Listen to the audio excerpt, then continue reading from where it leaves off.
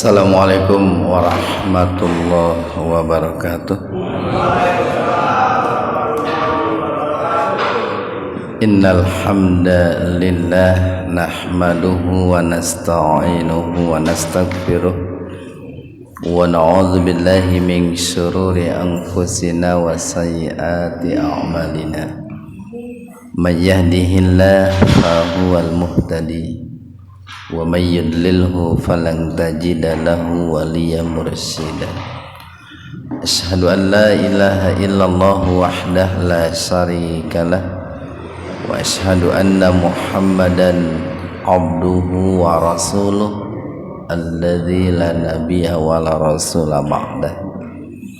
Hadirin ikhwatu iman, jemaah Majlis Ta'lim Illiyin, mudah-mudahan senantiasa diberikan hidayah dan maghfirah Allah Subhanahu wa taala.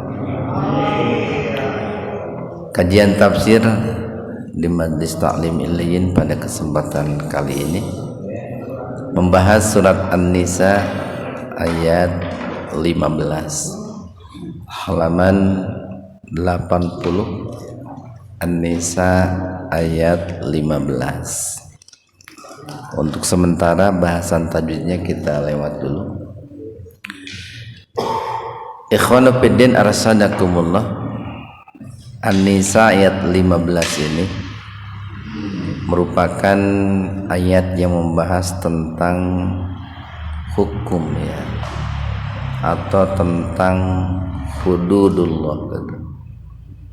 Jadi beberapa waktu yang lalu telah kita sampaikan di antara hukum-hukum Allah, syariat-syariat Allah atau batas-batas Allah, ada yang berkaitan dengan pernikahan, ada yang berkaitan dengan anak yatim, ada yang berkaitan dengan pengelolaan harta anak yatim, termasuk ada yang berkaitan dengan urusan wasiat dan juga waris.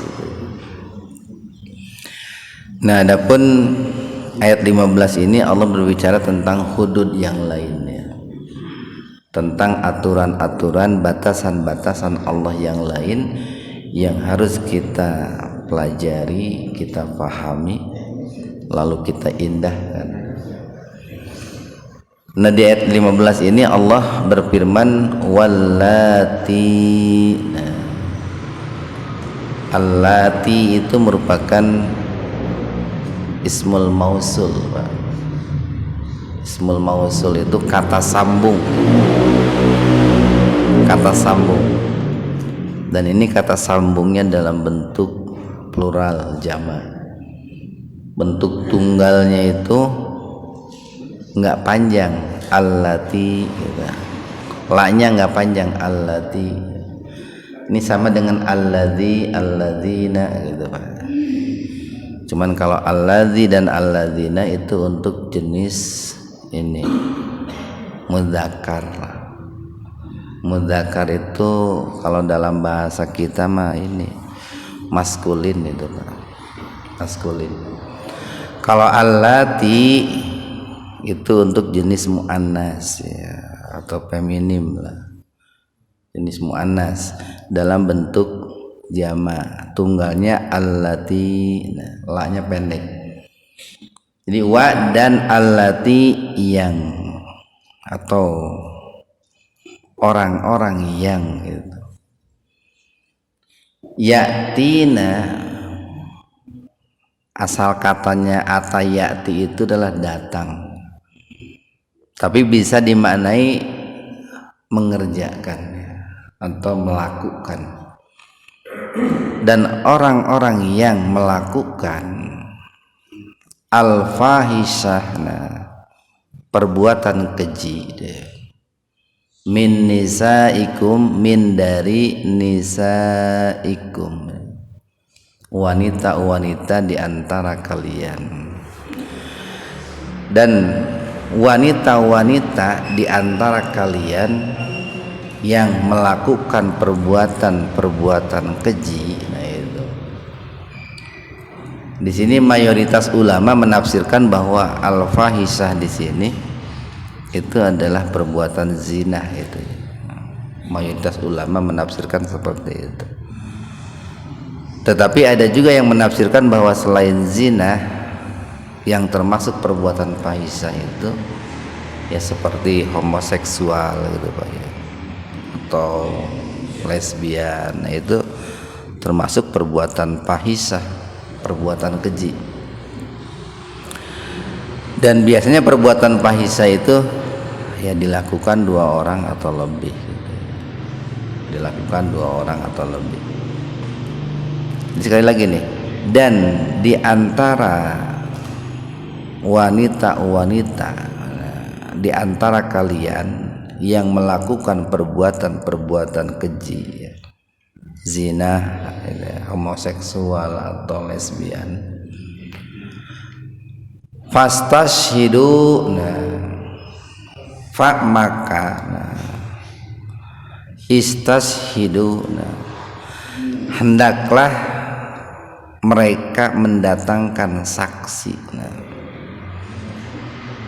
alaihinna, atas perbuatan keji yang dilakukan oleh wanita-wanita tersebut, arba'ata, 4 minkum, di antara kalian.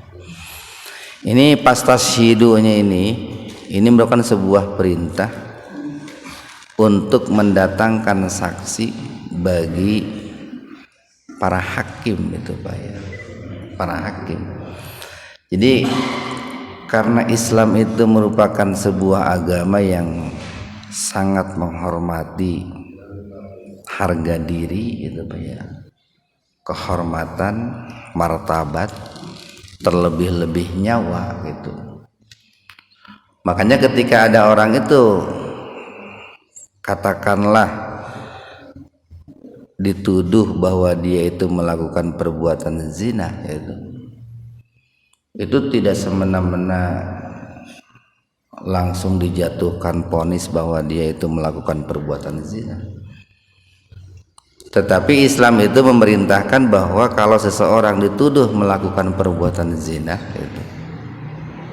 itu harusnya seorang hakim itu harus mendatangkan 4 orang saksi. Nah ini kalau ulama menafsirkan bahwa, bukan ulama, di ayat lain nanti itu dikatakan bahwa 4 orang saksi itu adalah 4 orang saksi yang adil itu Pak, yang jujur, yang lurus, yang bisa dipercaya.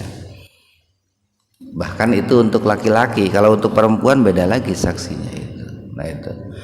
Ini kalau bicara adil gitu Pak, bicara jujur, itu bicara politik sebetulnya itu Pak, bicara politik. Jadi keadilan, kejujuran itu bicara politik.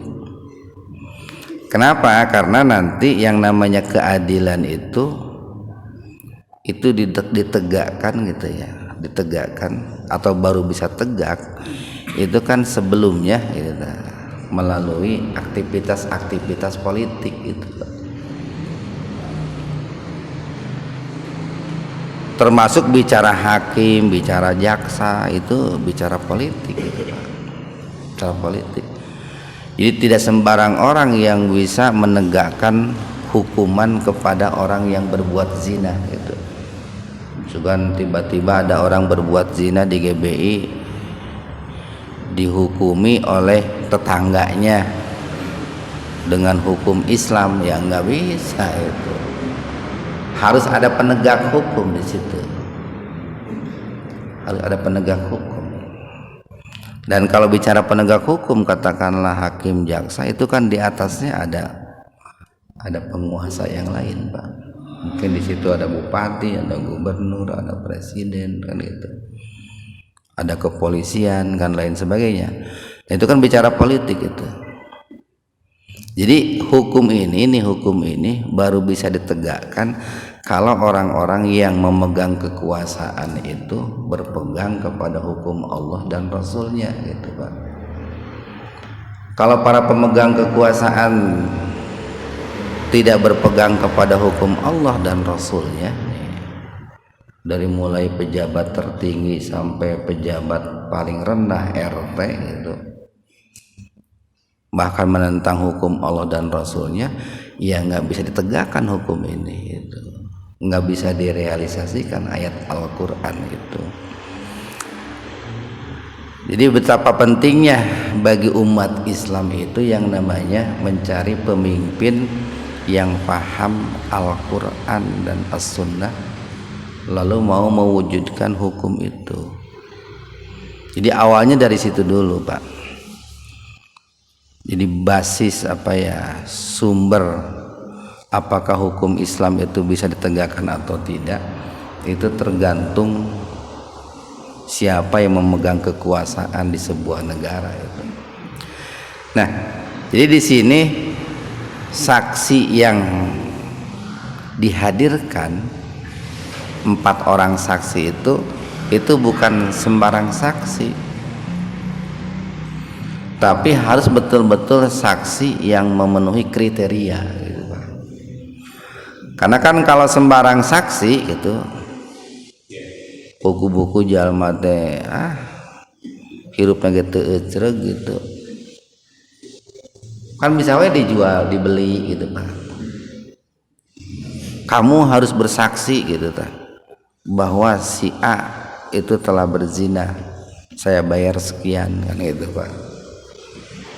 Lalu dia bersaksi, bisa jatuh harga diri orang lain, atau bisa dikenakan hukum, katakanlah dijilid atau dirajam gitu, Pak, kalau ditegakkan hukum Islam. Nah, makanya para ulama mengatakan bahwa saksi yang didatangkan itu adalah saksi yang adil, yang jujur, bukan sembarang saksi. Dan tentu kan di situ perlu disumpah gitu, Pak, ya, perlu disumpah, atau mungkin perlu juga diperiksa kesehatannya, diperiksa akalnya, atau mungkin juga perlu diperiksa ini ya, matanya, barangkali salah ningali gitu, puguh-puguh nu berzina teh ucing disangka jelema, kan gitu, Pak. Atau mungkin perlu diperiksa juga otaknya, bisi koslet dan lain sebagainya. Karena tadi ini menyangkut harga diri dan menyangkut nyawa itu, Pak, menyangkut nyawa. Makanya dulu Rasulullah sallallahu alaihi wasallam ketika ada seorang laki-laki datang menemui Rasulullah mengaku dirinya berzina, Rasulullah enggak ujug-ujug, wah ini orang ini harus dihukum dengan hukum Islam, harus dirajam, enggak begitu. Rasul minta itu kepada sahabat, wahai sahabat, coba dekati orang ini gitu, mulutnya gitu, barangkali dia lagi mabok gitu. Kan kalau mabok hilang kesadaran, bisa jadi dia itu ngomongnya ngaco kemana-kemana. Atau coba sahabat dekati orang ini gitu, barangkali dia lagi sakit gitu, sehingga berkatanya ngelantur kemana-mana.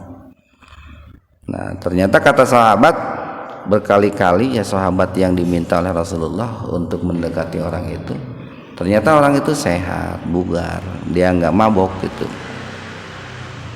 Lalu dia mengatakan, saya ini ya Rasulullah telah berzina gitu, tolong hukum saya dengan kitab Allah gitu, dengan hukum yang sudah Allah turunkan.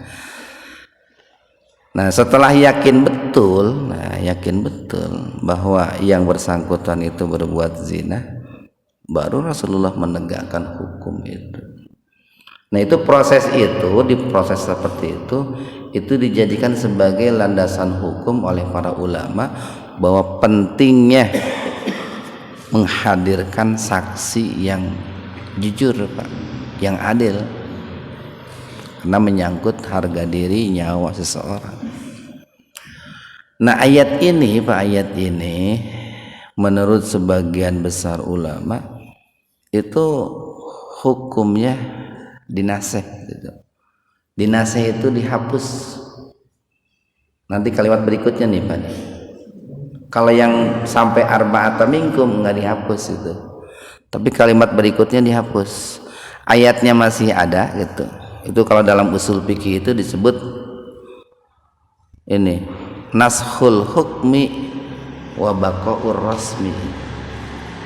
Kaidah usul yang disusun oleh para ulama itu naskhul hukmi wa baqaur rasmi, hukumnya dihapus gitu, tapi ayatnya masih ada, tidak dihapus itu. Nah ini kalimat berikutnya nih, fa'in maka jika syahidu, nah, mereka saksi-saksi yang dihadirkan itu bersaksi, saksi-saksi yang adil, yang jujur yang dihadirkan itu bersaksi, fa maka amsiku, nah, peganglah, tahanlah gitu. Siapa hunna, wanita-wanita yang berzina itu, fil buyuti, di dalam rumah gitu.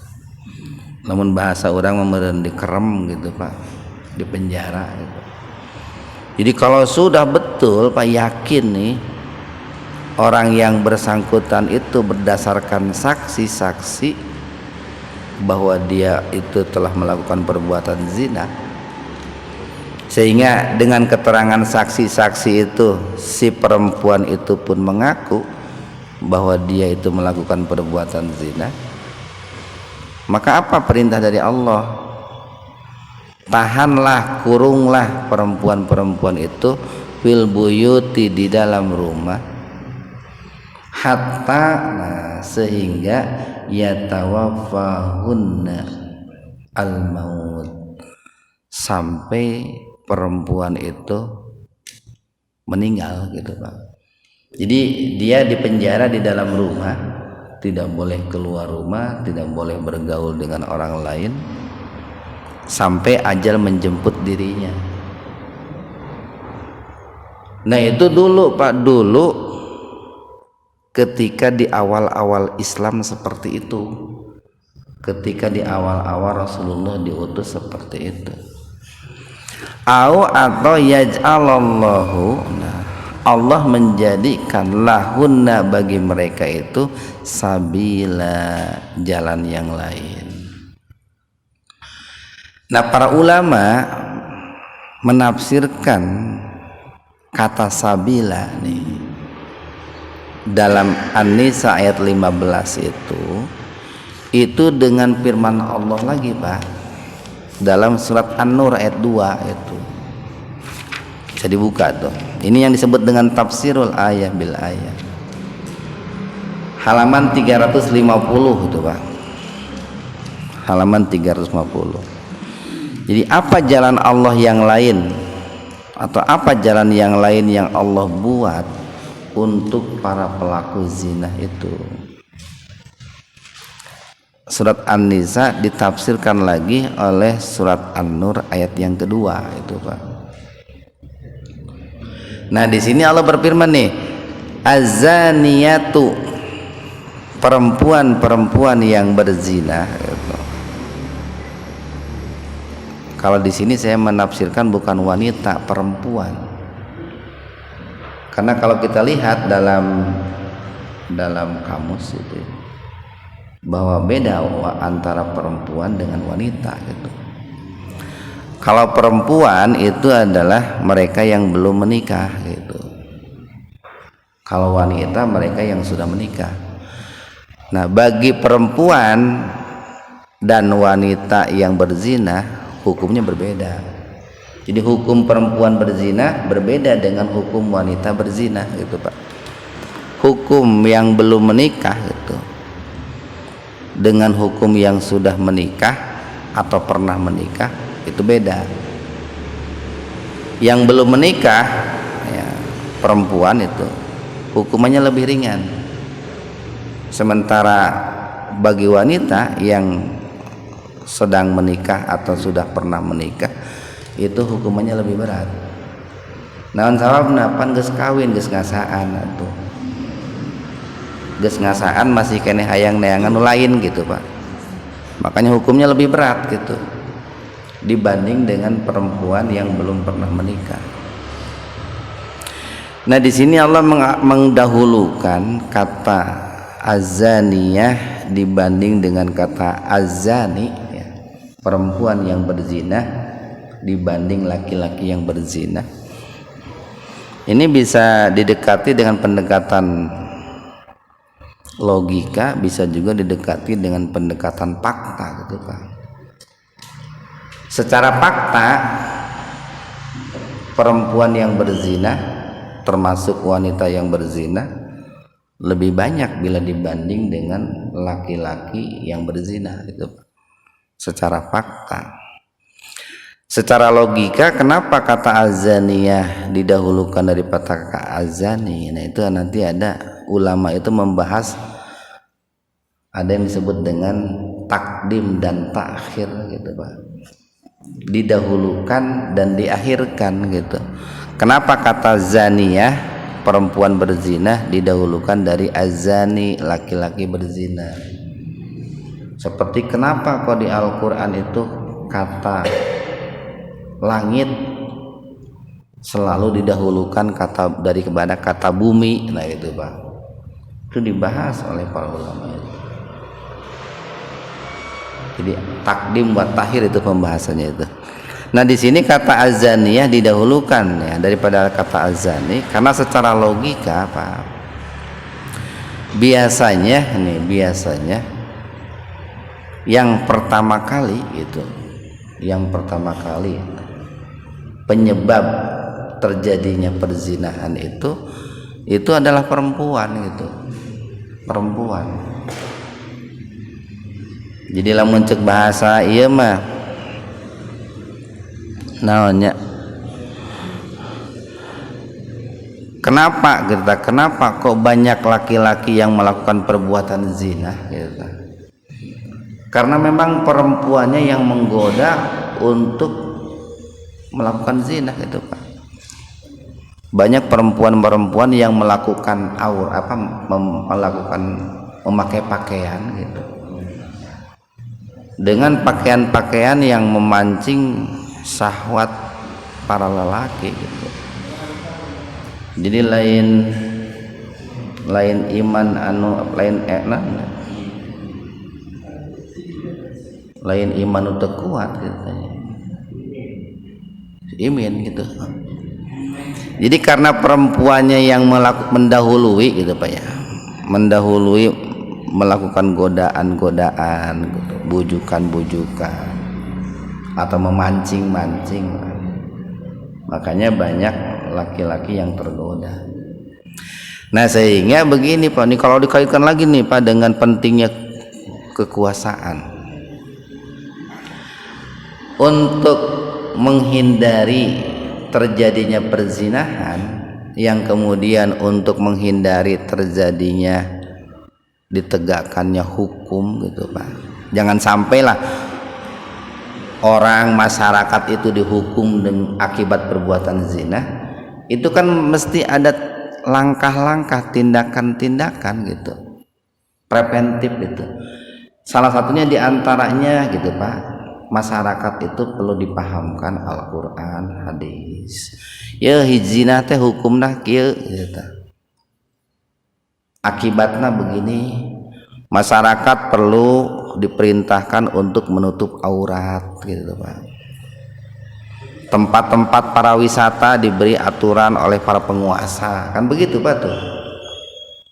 Nah ini zina diberantas gitunya, tapi hal-hal yang mendorong orang berbuat zina malah ditumbuh suburkan. Jadi siga naon kitu tanya jaka sembung bawa golok teh gitu. Engkau ingin habis hilang perzinahan, tapi hal-hal yang menjurus kepada perzinahan malah didukung.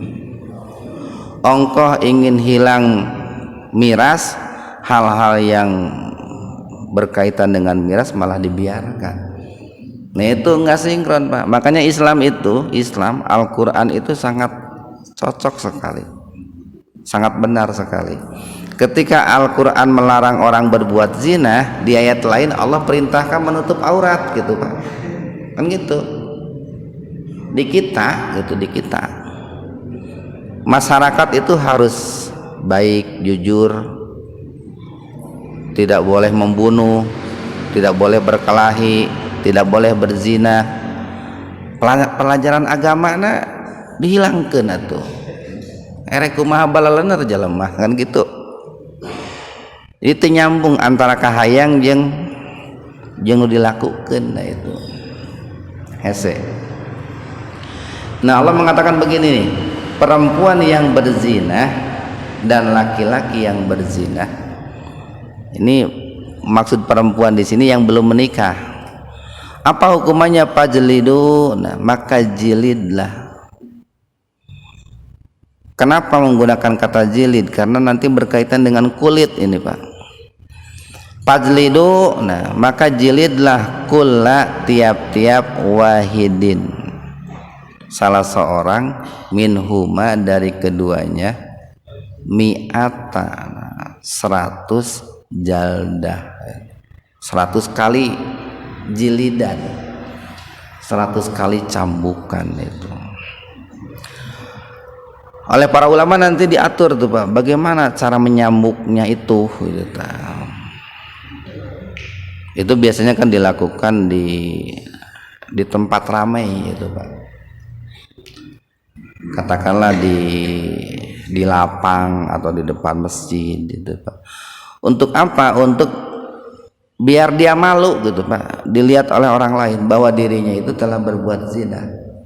Kenapa? Biar dia malu, untuk membuat efek jerah gitu, dan takut bagi yang lain. Kemudian caranya pun, teknisnya pun itu bukan untuk menyakiti, bukan untuk ini. Itu kan makanya dalam prakteknya itu biasanya si ketiaknya itu ketika memukul itu nggak terbuka itu Pak. Pada saat memukulnya itu nggak begini ya. Dipukul itu dipukulnya biasanya di bagian betis itu Pak. Dipukulnya itu dengan kayu atau dengan rotan itu Pak. Wala, dan janganlah ta'khudkum, menjadikan kalian bihima, terhadap keduanya, baik perempuan yang berzina ataupun terhadap laki-laki yang berzina, ra'fatan, itu merasa kasihan, merasa iba, fi dinillah, jika kalian dalam menegakkan hukum Allah. Di dalam menegakkan hukum Allah itu kalian jangan merasa iba, merasa kasihan terhadap mereka yang melakukan perbuatan zina, baik laki-laki atau perempuan. Karena begini, kalau merasa kasihan kan mau ditegakkan hukumna karunya eta teh dulur urang, babaturan urang. Nah, kulantaran rokpah tadi, merasa iba tadi, akhirnya tidak ditegakkan hukum Allah. Makanya oleh Allah itu diancam nih, in jika kuntum, kalian tu'minuna billah, beriman kepada Allah, wal yaumil akhir, dan kepada hari akhir. Eta oge lamun aranjeun iman kakuring gitu, jeung iman kana poe akhir. Nya lamun teu iman mah moal bisa gitu. Karena ini ancaman keras nih Pak. Jadi bukti orang itu beriman kepada Allah adalah melaksanakan hukum Allah terkait dengan ini, azaniyatu wazani tadi. Wal yashhad, dan hendaklah disaksikan adzabahuma, dalam menghukum keduanya itu, taifatan, sekelompok, minal mu'minin, dari orang-orang yang beriman. Jadi dihukumnya lain seselumputan gitu pas juga dihukum dibawa ke kamar gitu. Kenapa? Karena kan tujuannya adalah untuk ini, pelajaran, edukasi bagi yang lain Pak, sekaligus untuk membuat malu orang yang bersangkutan. Makanya ada ulama yang mengatakan begini, di samping dihukum, dia pun harus diberikan semacam ini, semacam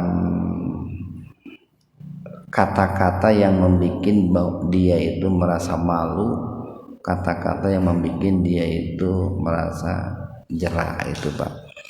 Itu bagi perempuan Pak, bagi perempuan. Sementara bagi wanita yang sudah menikah, istilah agamanya itu ada zina muhson, ada ghairu muhson. Zina muhson itu zina bagi laki-laki dan perempuan yang sudah menikah. Sementara bagi laki-laki dan wanita yang sudah menikah. Sementara zina ghairu muhson itu zina bagi laki-laki dan perempuan yang belum menikah, lajang jeung gadis gitu Pak. Lamun muhson, kalau muhson itu antara aki-aki jeung nini-nini atau antara bapak-bapak jeung ibu-ibu, eta itu muhson. Disebut muhson itu karena dia itu kan mestinya mensucikan diri Pak. Kenapa mensucikan diri? Kan geus boga atuh. Dan nu ngaranna awewe mah di mana-mana kitu sarua gitu. Atuh matik neangan di nu lain, eta we hadean sing alus, dirawat, diurus sing pantes. Da ayeuna kan loba awewe anu rudin gitu banyak, anu kusut nya kulantaran teu dibere ku lalaki, teu di naon teh. Teu dirawat gitu. Teu dirawat. Ari hayang boga pamajikan herang gitu, glowing biasanya. Tapi ari modalna teu dibere nya moal bisa tuh. Tak lamun hayang boga pamajikan awewe anu herang nya kudu dimodalan gitu. Kan gitu. Nah ini sekali lagi ini bagi hukuman untuk perempuan dan pemuda yang berzina. Sementara apa hukuman untuk laki-laki, untuk wanita dan bapak-bapak yang sudah menikah itu beda lagi. Apa hukumannya bagi laki-laki dan perempuan dan wanita yang sudah menikah? Itu berdasarkan hadis Pak. Hadisnya itu sahih mutawatir, artinya cukup banyak jalur hadis yang meriwayatkannya, itu bukan satu dua, banyak. Dulu ada seorang sahabat itu Pak, ada seorang laki-laki menikah itu berzina gitu dengan seorang wanita. Ini pemuda berzina dengan seorang wanita yang sudah punya suami. Nah ini laki-lakinya itu kuli Pak, kuli kebun lah, menikah dengan seorang istri dari berzina dengan seorang istri dari majikannya. Lalu ramai itu dibicarakan bahwa telah terjadi perzinahan. Kemudian si bapak dari laki-laki tadi, si bapak dari pemuda tadi itu membawa anaknya itu ke hadapan Rasulullah. Ya Rasulullah, kami datang ke sini nih, saya bersama anak saya datang ke sini, termasuk dengan si wanita yang sudah berzina dengan anaknya itu. Tolong tegakkan hukum kepada kami dengan kitabullah, dengan hukum Allah dalam Al-Quran. Nah pada saat itu hukum yang dipakai itu masih ini Pak nih, An-Nisa ayat 15 dan An-Nisa ayat 16 hukum yang dipakai itu. Maka Rasulullah memohon kepada Allah untuk memberikan jawaban terhadap peristiwa itu. Lalu Rasulullah mengatakan, ambillah oleh kalian dariku, ambillah oleh kalian dariku, hari ini Allah telah menurunkan jawaban yang selama ini menjadi sebuah persoalan. Nah apa kata si bapak tadi nih, saya akan menebus anak saya, masih pemuda ini Pak nih, yang sudah berzina dengan seorang wanita istri majikannya itu dengan 200 ekor kambing dan membebaskan seorang budak gitu Pak.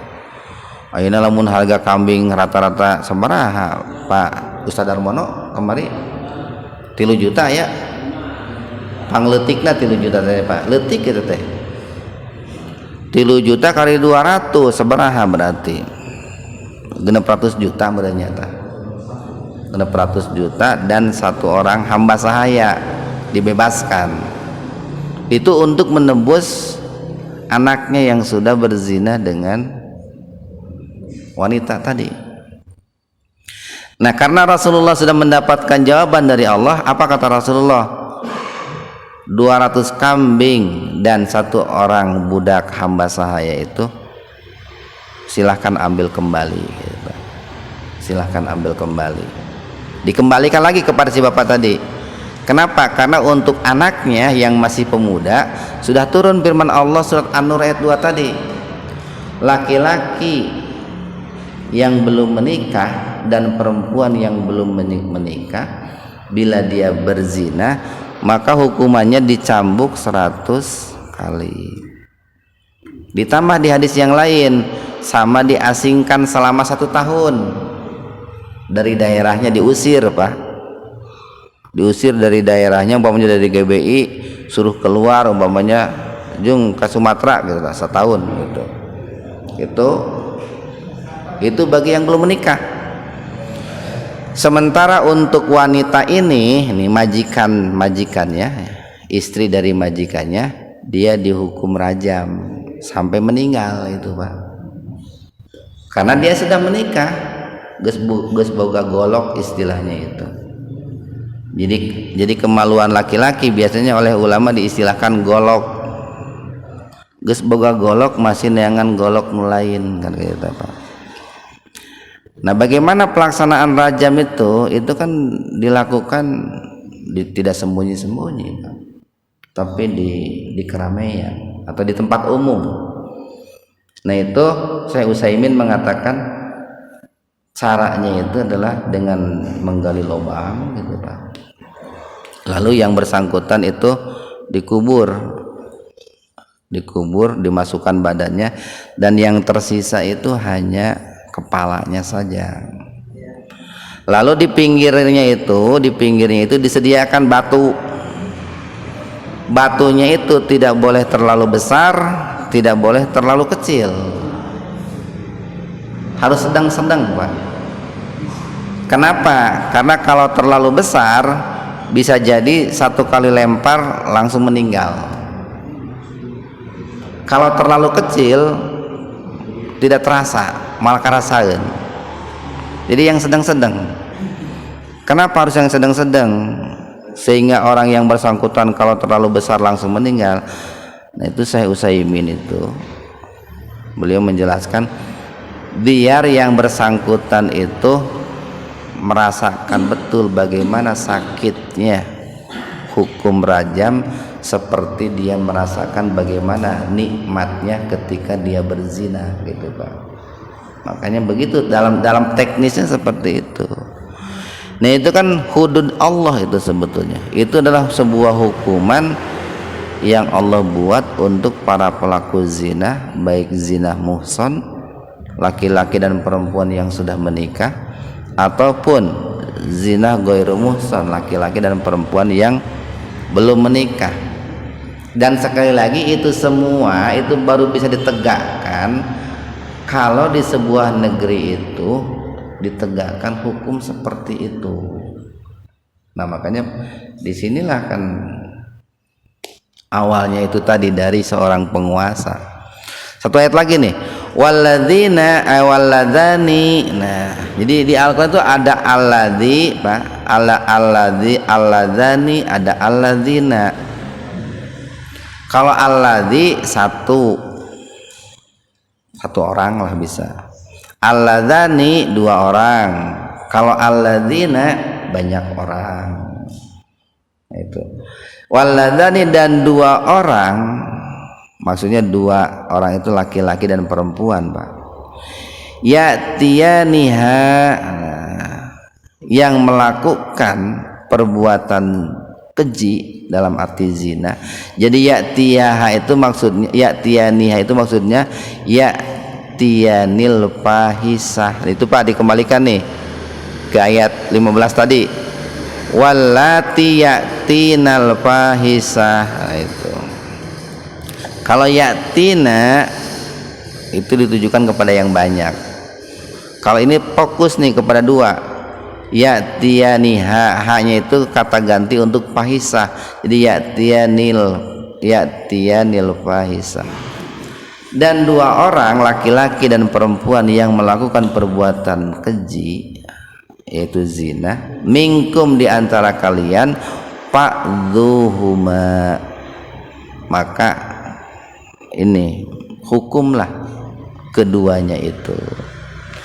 Fa'in, maka jika taba bertaubat, wa aslaha dan berbuat baik, berbuat islah, fa'aridu, maka biarkanlah, asalnya arid itu berpaling, maka biarkanlah kalian atau berpalinglah kalian anhuma dari keduanya. Nah, ayat ini pun mayoritas ulama mengatakan sudah dihapus hukumnya itu dengan firman Allah surat An-Nur ayat 2 dan juga dengan hadis Nabi tentang tadi seorang laki-laki tukang, seorang laki-laki kuli yang menikah dengan yang berzina dengan istri majikannya, itu dihapus dengan itu. Dan ini terjadi di awal-awal Islam gitu Pak. Nah sepertinya nih Pak, sepertinya yang banyak dilakukan di negara-negara di dunia sekarang, termasuk di Indonesia, yang ini nih yang sebetulnya sudah dihapus. Apa? Jadi lamun budak nages tobat majeng berbuat baik hampura we eta padahal sudah dihapus ayat itu, hukumnya itu. Kenapa kok yang berlaku itu ayat ini? Ya karena kan tidak ada penegak hukumnya Pak, tidak ada penegak hukumnya. Kenapa tidak ada penegak hukumnya? Nah kan rakyatnya milih penegak hukumnya anu tidak menjalankan Al-Quran, kan begitu. Jawabannya kan mudah saja. Innallaha, sesungguhnya Allah, kana tawwabar rahim, sesungguhnya Allah itu zat yang maha penerima taubat dan juga yang maha penyayang. Ini mudah-mudahan ada manfaatnya untuk kita semua. Subhanakallahumma wa bihamdika asyhadu an la ilaha illa anta astaghfiruka wa atubu ilaik. Assalamualaikum warahmatullahi wabarakatuh.